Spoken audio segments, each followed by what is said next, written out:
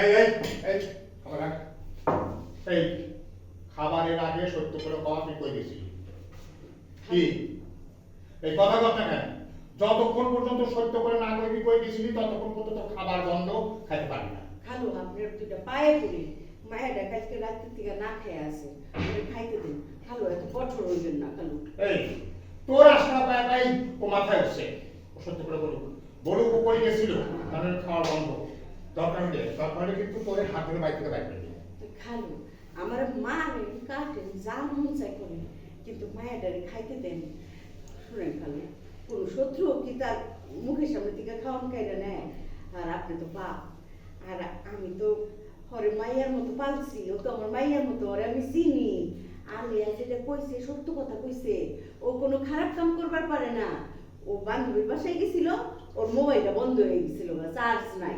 এই সমস্ত আবেগের কথা শোনায় লাভ নাই, তুই ওর কাছ থেকে সত্য কথা বার করবি, তা না হলে কিন্তু তোর কপালে শনি আছে কয়ে দিলাম।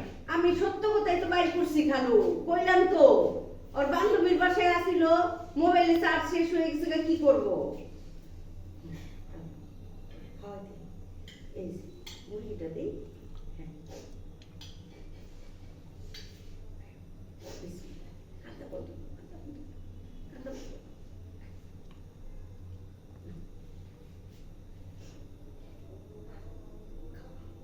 আর কোনো ডর নাই, আমি আসছি না। বান্ধবীর বাসায় গেছিলাম, কি বান্ধবীর কি জন্মদিন ছিল? হ্যাঁ তুই আব্বা আম্মা এত চিন্তা করতেছে, এগুলো টেনশনে ফেলাইছো, রাখবো না।